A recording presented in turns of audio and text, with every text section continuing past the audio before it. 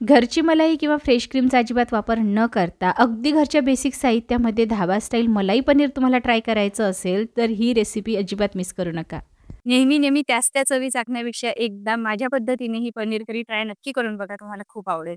तर करूया. तर इथे मी 250 ग्रॅम एवढं पनीर घेतलेलं आहे. पण त्याआधी आपल्याला एक पूर्वतयारी करायची आहे.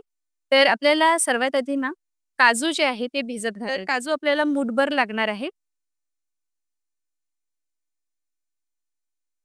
काजूमुळे पनीरच्या भाजीला चव आणि टेक्स्चर दोन्हीही खूप छान येते. ठीक आहे. तर इथे मी मूठभर एवढा काजू घेतलेला आहे. छोट्या बाउलमध्ये मी हा काजू काढते. आणि यामध्ये आपल्याला गरम पाणी घालायचं आहे. मी पाणी गरम करून घेतलेलं होतं किंवा तुम्ही जर सकाळी भिजत घालत असाल, तर नॉर्मल टेम्परेचरला जे पाणी असतं, त्या पाण्यामध्ये सुद्धा तुम्ही काजू भिजत घालू शकता. तर हा काजू भिजत घालून मी बाजूला ठेवते. बाकी तयारी करून घेऊ. इथे मी असे थोडे मोठे असे क्यूब्स करून घेतलेले आहे. दिसायला छान दिसावे म्हणून. बाकी तुम्ही घरच्या घरी बनवत असाल, तर छोटे क्यूब्स केले तरीही चालतील. आणि हे पनीर आपण फ्राय करणार नाही आहोत. फ्राय न करताच मी वापरणार आहे. तुम्हाला कच्चं पनीर आवडत नसेल, तर तुम्ही फ्राय करून घेऊ शकता आणि मॅरिनेशन करायचं असेल तर करता येईल. तर आपण इथे क्यूब्स कट करून घेतलेले आहे. हे बाजूला ठेवते मी. इथे आपल्याला 2 कांदे लागणार आहे. कांदे पनीर किती प्रमाणात घेतलाय त्यानुसार घ्यायचं. आलं लागणार आहे. सोबतच मी लसूणच्या पाकळ्या घेतलेल्या आहेत. तर ही हिरवी मिरची, लसूण, आलं आपण एकत्रित ठेवूया. बघा इथे आलं जे आहेत ना, एवढं लागणार नाही आपल्याला. अर्धा ते 1 इंच आलं घेऊ.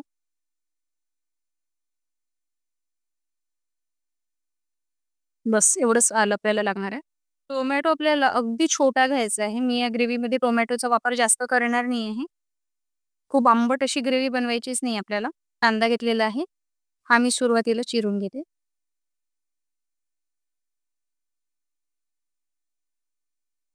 आणि कट करत असताना खूप बारीक असं कट करण्याची गरज नाहीये. असंच सिंपली कट करून घ्यायचं. टोमॅटोही आपण चिरून घेतलेला आहे. चला आता ग्रेव्हीची तयारी करूया. आणि ही जी ग्रेव्ही असते ना, यामध्ये तुम्हाला लाल तिखट घालायचं असेल तरच घाला, नाही घातलं तरीही चालेल. तर पत्ती मी बाजूला वेगळी काढते. फक्त आपल्याला इथे देठ वापरायची आहे. पूर्ण पानं यामध्ये घालायची नाही आहे. पनीरच्या भाजीमध्ये खरा स्वाद हा खड्या मसाल्यामुळेच येतो. तर त्यामुळे आपल्याला इथे खडे मसाले घालायचे आहे. सर्वात आलेले आहे धणे. तर धने आपल्याला 2 मोठे चमचे घालायचे आहे. 4 हिरवी वेलची घालते आहे. कलमीचा एक मोठा तुकडा घालायचा. 2 ते 3 लवंग घालायच्या आणि मिरे घालायचे. हे मसाले आपण हलकेसे भाजून घेऊया. भाजल्यामुळे याचा फ्लेवर खूप मस्त येतो. ना जास्त जळू द्यायचा नाही. मसाला भाजून झालेला आहे. तर मी एका प्लेटमध्ये काढून घेते. तेल घालूया. ग्रेव्हीची तयारी करून घेते. एक यामध्ये आपल्याला कांदा घालायचा आहे. आणि सोबतच मी टोमॅटोनी घालतो आणि ते देठ घालायची. त्यामध्येच मी लसूण, आलं आणि हिरव्या मिरच्या घालते आहे. तिखट आपण कमी घालणार आहोत, त्यामुळे मी हिरव्या मिरच्या घातलेल्या आहे. हिला की यामध्ये पाणी घालायचं.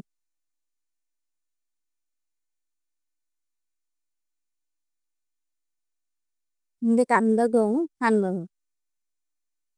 सोबतच मी इथे लाल तिखट घालणार आहे. 1 ते 1.5 चमचा लाल तिखट, हळद घालायची. थोडं किचन किंग मसाला, थोडं जिरे पावडर.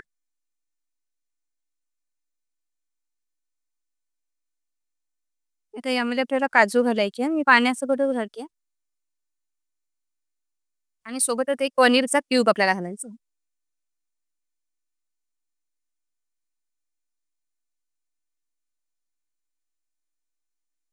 चला आता ग्रेव्हीसाठी एक बेस जो आहे ना, तो शिजवून तयार झालेला आहे. याला आपण नंतर गार झाल्यानंतर वाटून घेऊ. आणि जे खडे मसाले आपण भाजून घेतलेले होते ना, ते हलकेसे गार झालेले आहे. ते मी मिक्सरला घालते.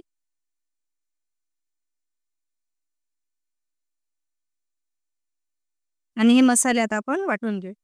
चला मसाला वाटून झालेला आहे. हं. एकदम मस्त सुगंध येतो झालेला आहे. आता ही ग्रेव्हीसाठी जे आपण शिजवलेलं आहे ना, हे आपण एखाद्या मिक्सरमध्ये घातले. हे आता मी मिक्सरला घालते. गार झालेलं आहे. गरज पडल्यास थोडं पाणी घातलं तरीही चालेल. आपण सुरुवातीला असंच वाटून घेऊया. जर गरज पडली तर मी पाणी घालून वाटून घेईन. बघा मस्त स्मूथ अशी ग्रेव्ही तयार झालेली आहे आणि टेक्स्चर जे आहे ना असंच यायला हवं. आपल्याला टेक्स्चर जे आहे ना, तसं स्मूथ पाहिजे आहे. छान. चला, आता ग्रेव्ही पण सर्वात आधी मी इथे हे 2 मोठे चमचे तेल पण भरून घेतलं आहे. यासोबतच क्रीमी चव देण्यासाठी बटर घालते आहे. आता यासोबत आपण ग्रेव्ही घालूया.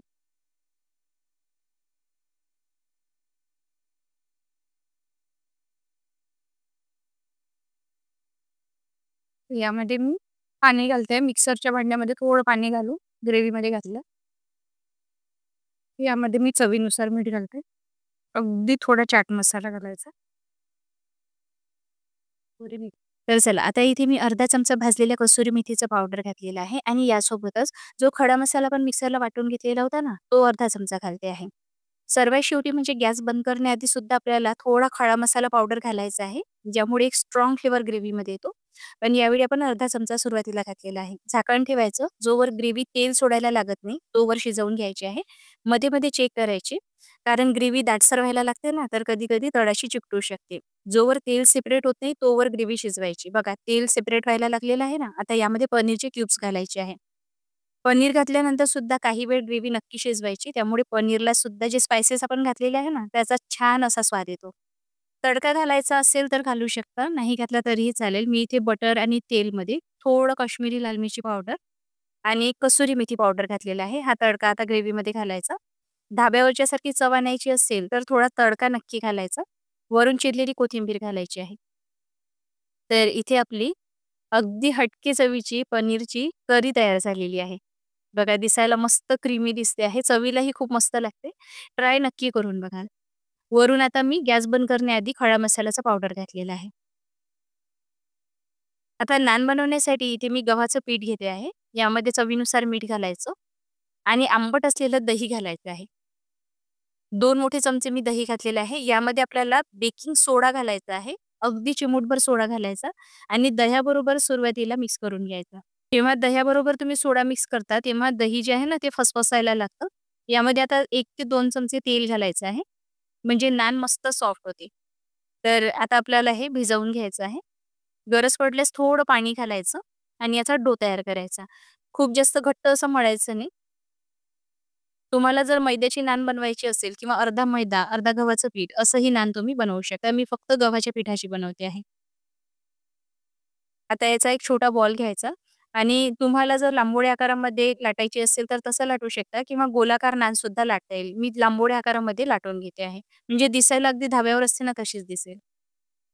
याला आपल्याला कुठला परफेक्ट शेप देण्याची गरज नाही. अशी ओबड-धोबड कशीही लाटली तरी छानच दिसते. वरून चिरलेली कोथिंबीर आणि थोडं कांद्याचं बीज म्हणजे कलोंजी घालायची आहे आणि परत एकदा असं दाब देऊन आपल्याला लाटून घ्यायचं आहे. तर एक नान मी इथे लाटून घेतलेली आहे.